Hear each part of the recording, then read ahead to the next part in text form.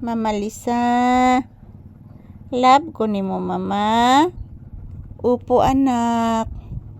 Ayan po si Papi, guys. Nagtatanong sa akin kung mahal ko ba siya. So, yun si Papi. Napakabait, napakamatalino, napakamalinis. Ayan po. Nag-relax lang po siya dito sa aking paa, guys. Sa akong binti.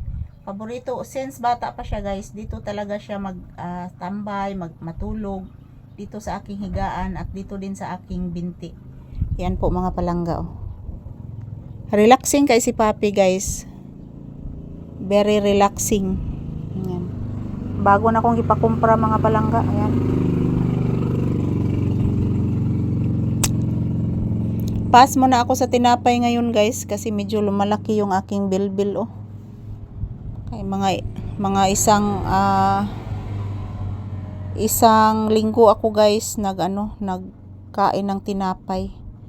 So yan si Papi, guys, relaxing mode. Magluluto ako ng yun lang pong dilata yung aking lulutuin, guys. Tambay lang muna kami dito sa tindahan mga palangga. Tambay sa tindahan at the same time maghihintay mismo ng customer mga palangga.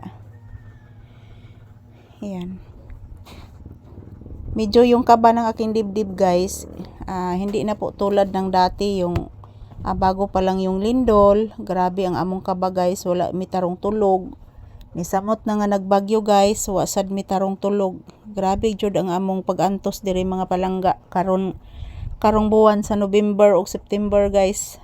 Grabe among pag-antos, guys.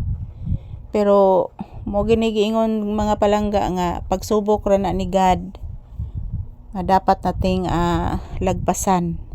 So yun lang po ang ating gagawin, magdasal,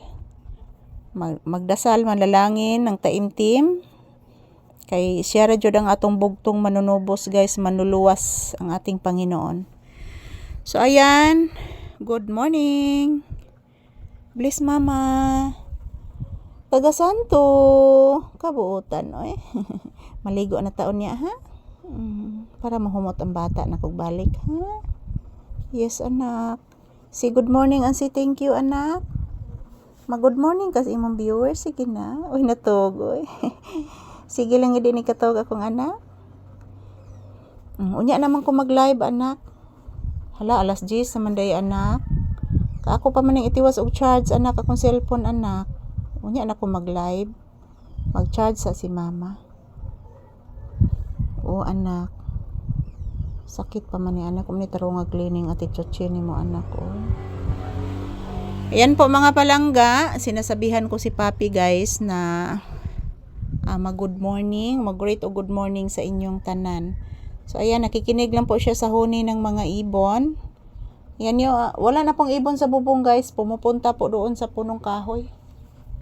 Kasi kanina, guys, hindi po sila marami kanina dyan na banda, dyan sila maglalaro. Nandoon na sila sa punong kahoy, guys. Pakinggan nyo po, guys.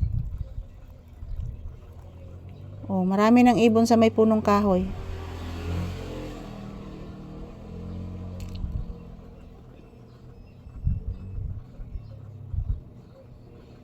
Nadaghan na kay glanggam, guys.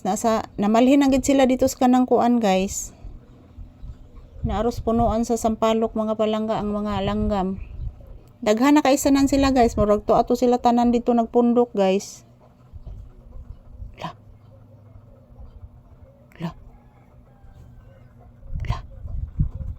Niuli ng manok, nak.